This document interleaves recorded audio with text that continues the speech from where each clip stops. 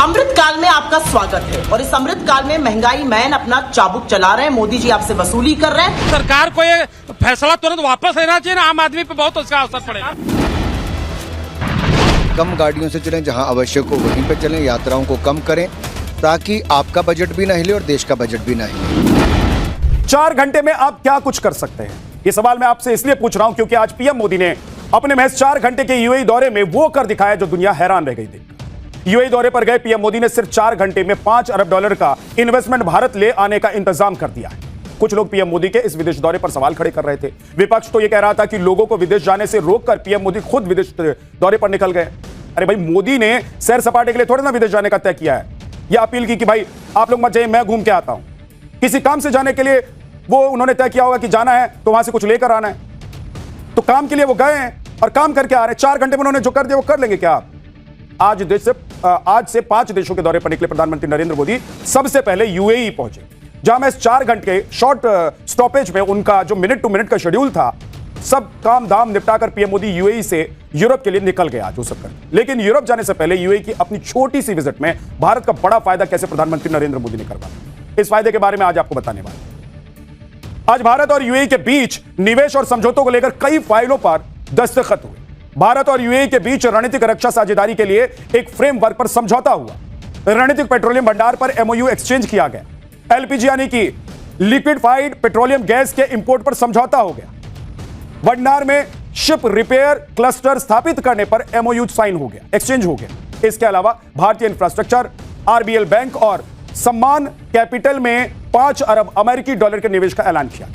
इन समझौते के बाद पीएम मोदी ने क्या कहा, आप एक बार सुनिए। हमारी कॉम्प्रिहेंसिव स्ट्रेटेजिक पार्टनरशिप को निरंतर नई ऊंचाइयों तक पहुंचाने के लिए मैं आपका हृदय से बहुत बहुत अभिनंदन करता हूं।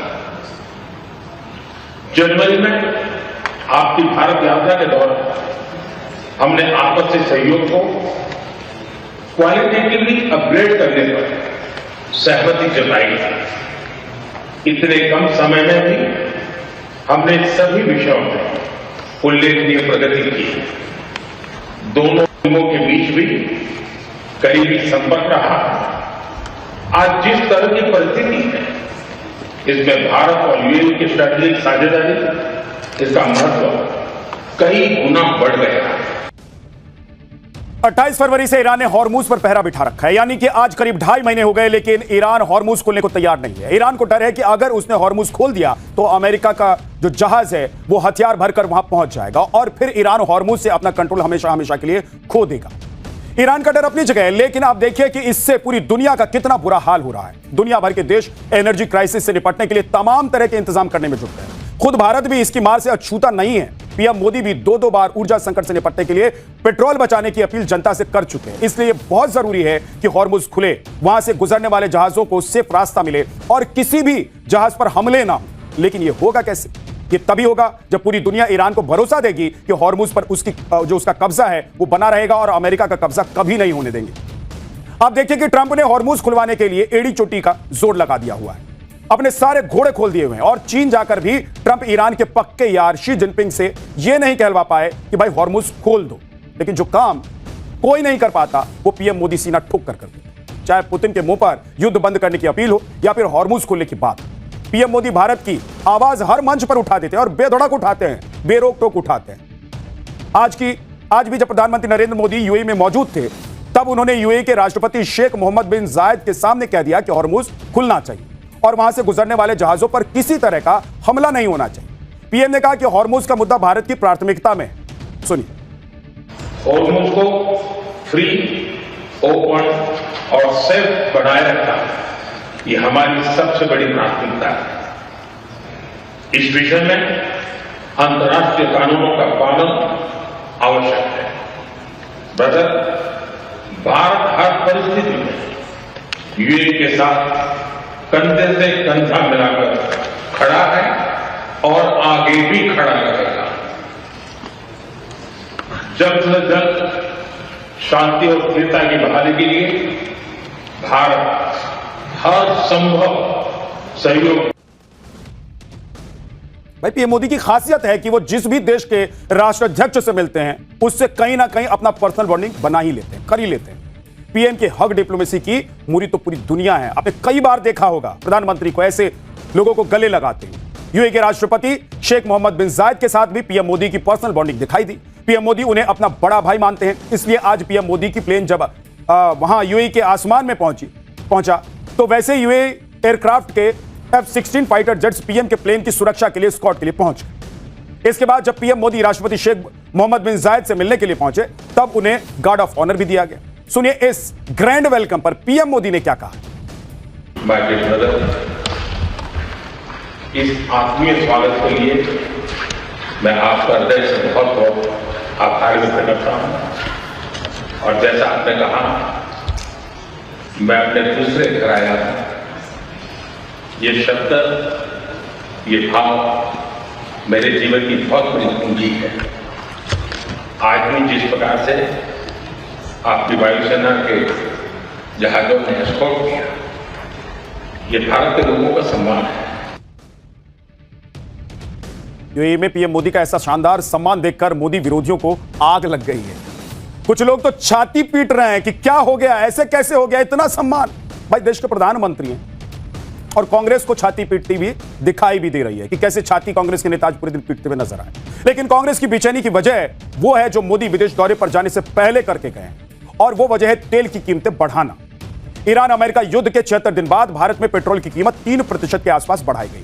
पूरा एंटी मोदी इकोसिस्टम गोलियाकर, मतलब एक झुंड में आ गए सब लोग और छाती पीटने लग गए कि बाप रे बाप क्या कर दिया, जनता की जेब काट ली, जनता की जेब काट ली है।